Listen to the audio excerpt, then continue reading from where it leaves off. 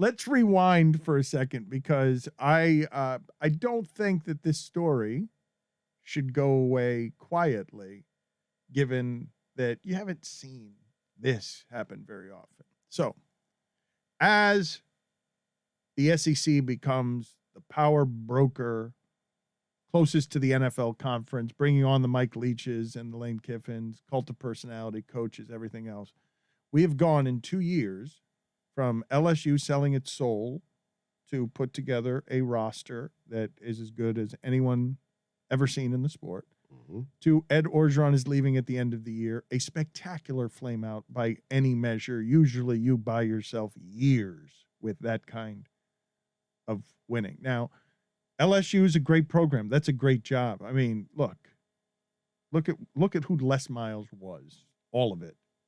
Won a championship at LSU because that's such a good job, and it springboarded Nick Saban to everything. Exactly. It's a great job.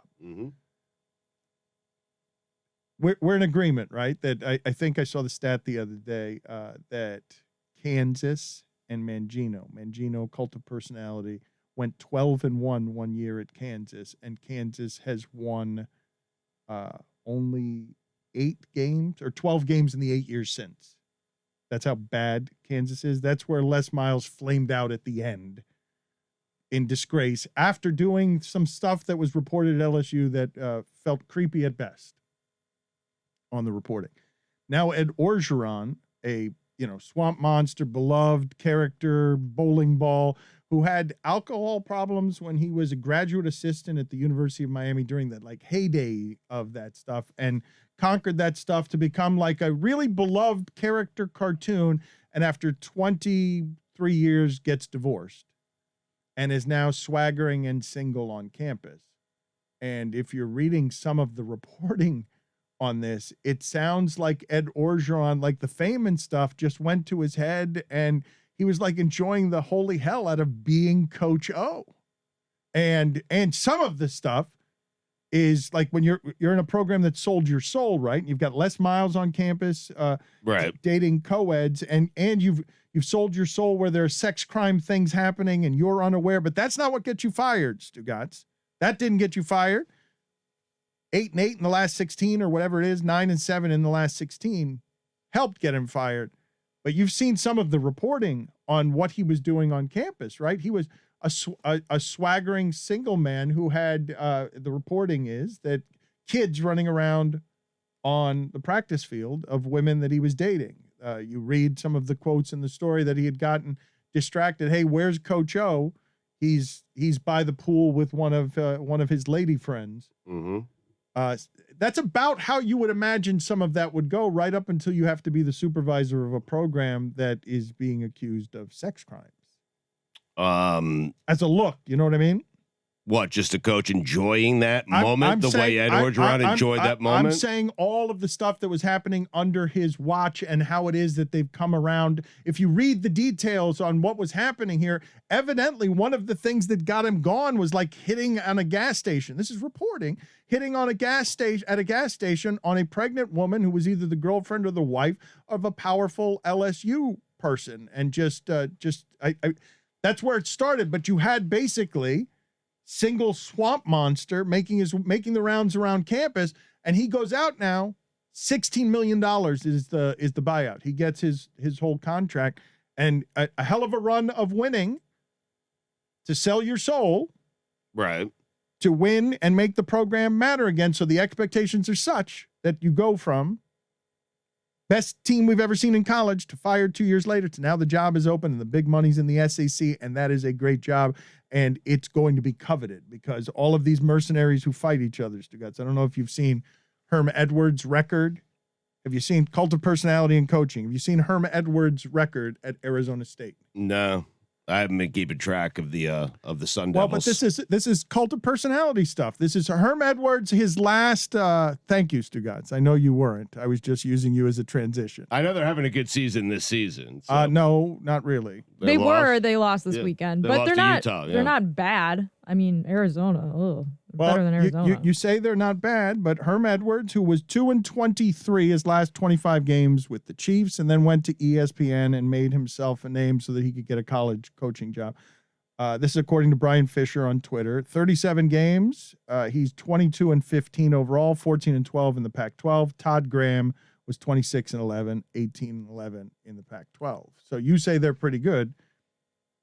They were. I mean, Todd Graham. That's cult of personality stuff, right? By Arizona State standards, I'm saying it. But but I just gave you the record, and this is the stuff that's happening right now in college sports. As the money becomes a free-for-all, and as these SEC programs are going to start getting like really great recruiting classes, because that's a business in a way. As opposed to now, right? No, but like not even more, I would imagine, right? The advantages I would imagine are even going to get more lopsided. Where we're going to be, if we're laughing at Iowa this weekend, how much more are we going to be laughing at Iowa when all the coaches and all the recruits end up in that conference? The expanded playoff rewards a conference for getting more playoff teams into the expanded playoff. I think $18 million for every team that's from your conference that makes it. However, you look at that conference and you see, well, is what's happening in LSU just going to start happening to more and more teams? Are more teams going to fire their big high-priced coach 2 years after winning a national title because here comes Texas, here comes Oklahoma. We're all just going to beat each other up. It's changing the cutthroat to go on this with Orgeron, but there's other stuff here. And the stuff you mentioned hitting on the LSU pregnant the wife of an official while she was pregnant, as saying you want to go grab some drinks sometime. No, you want to work out. Yeah, you want to work out. All right. But he also had plenty of girlfriends. There was famously a photo that's made its way onto social media last year of him appearing to be post-coital with a young woman. And there's now reports from a local TV station where he was bringing these girlfriends to practice, and the children of these girlfriends would get involved in the practices doing drills, allegedly. So it's not great. I think the main reason, though, well, I don't know. I don't know the main reason, but the hiring of Bo Pelini last year, LSU's defense fell off a cliff after they won the national championship. And then they hired, I think, Scott Linehan as the offensive coordinator. Those two hires, I think, were getting just as much scrutiny as, obviously, the extracurricular relationship things he was doing. And I don't know. I mean, I don't know which one weighed more on the firing, but I think the fact that they lost and looked really pitiful in 2020 probably has more to do with it. Well, but they just beat Florida this weekend and looked plenty good. Looked like they had plenty of athletes doing that. Yeah, I mean, they have talent. They have one of the most talented rosters in the SEC, but that's why losing to Kentucky and then Florida is going to get you fired because you can't do anything with it. He became a guy that can't put a staff together in one offseason, though, because he was getting all the credit in the world for hiring Joe Brady, who was young, very young for that position. So impressive that the NFL hired Joe Brady away from him. But one offseason, and he's forgotten all of these things about putting a staff together. I just think ultimately they're disappointed. They would survive all of it.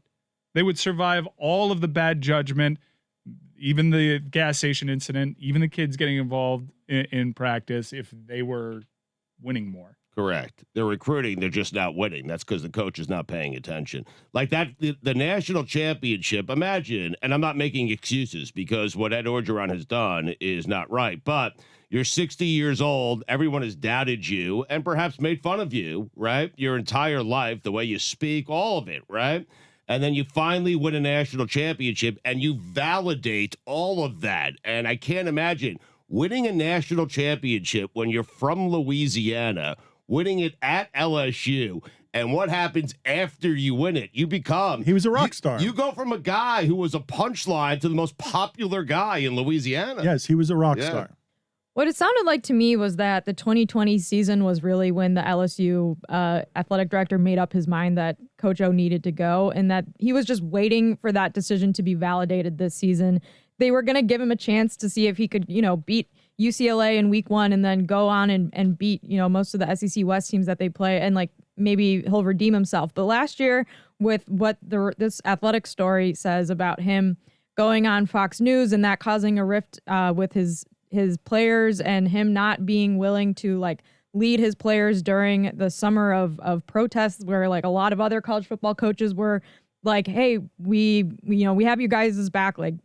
Dabo Swinney even did that. Like, because kind of a low bar to clear when your players are all kind of hurting and you're just like, I don't know what to do about this, so I'm gonna No, but he was busy being Vegas. He was busy being Bayou Elvis.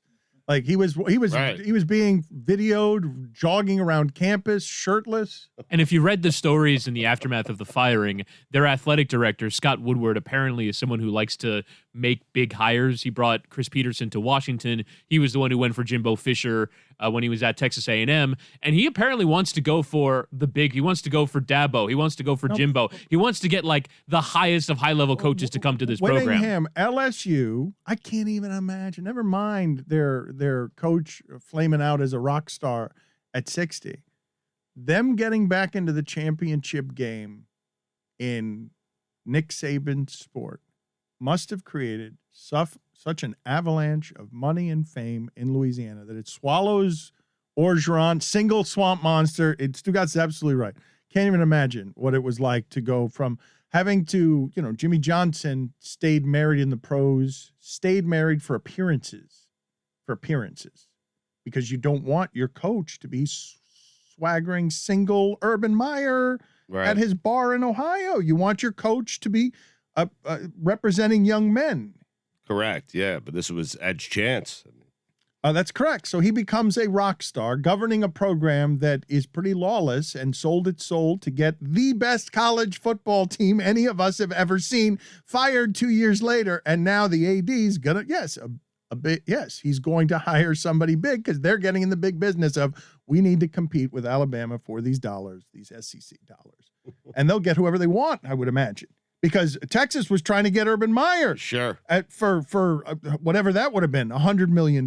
Like how great a job is about to come open at the end of this season, where you've got the Lane Kiffins and the Mike Leaches just trying to get to the outskirts of the money that's in this that's about to be in this conference. when USC automatically becomes the second most attractive job, that's how great the job is. Because LSU is where you want to be.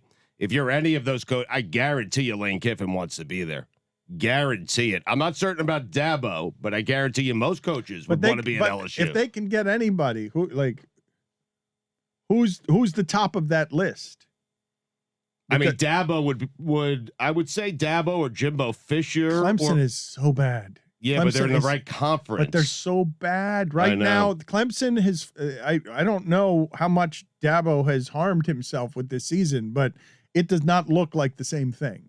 Yeah, but it's not like they're not going to be back in like a year or two. They have one of the best defenses in like not just the ACC, like in college football, and they just have a bad offense this year. And I think they're going to be back. It's not like, I don't know. I think a lot of Clemson fans understandably are upset and like the national media is kind of acting like the sky is falling there, but they're still Clemson. They're going to be okay. Well, what does that mean? Because before Clemson was Clemson, we used to use Clemson as a verb. Clemsoning was to lose. Like, that there's still Clemson is 10 years of history. Before that, it's all losing. But it wasn't a flash in the pan.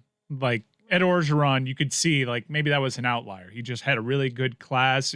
He was an interim guy. This is the AD wanting to hire his own guy. Dabo was also an interim guy. He kept it because he proved for a decade he was putting out gargantuan teams. It was a great run for Clemson. It's really hard when you go from arguably greatest team of all time this program has ever had, and then those guys leave to the NFL. It's hard to replenish.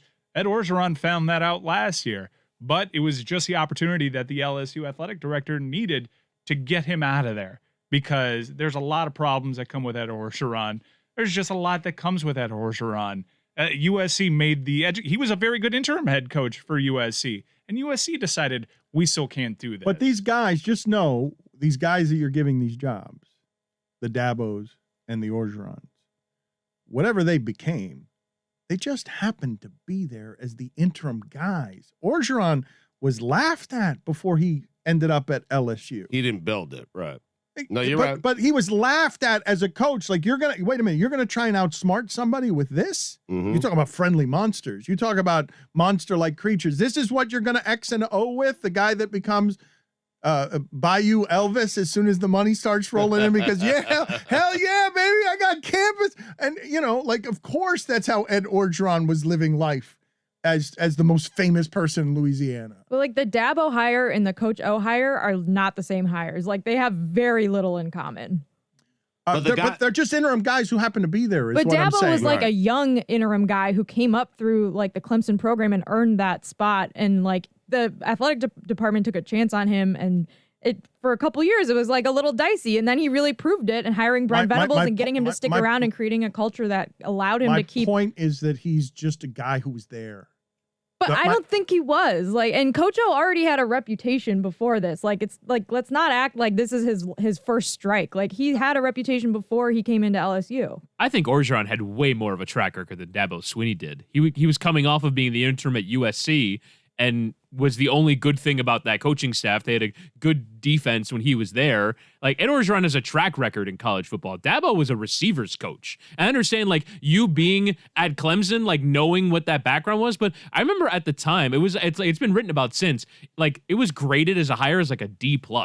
Like by some experts in college football. Like, nobody knew who he was. It was stunning that he got it, and it's remarkable that he's built a college football giant in the 8 or 9 years since. But he built it, and that's Dan's point. Ed Orgeron did not build a thing. Like, he literally stepped into that team. He didn't build I mean, it. they went from, I mean, they won the national championship in year 4, which, a good college football coach crescendos in year 4. Why are you telling me that that's my point? I didn't say that they didn't earn that. Trying to Like, help you out. what that I didn't say. Like, I didn't Felt say like you needed some support there. Everyone was coming after you. who's coming after me? I don't know. I don't.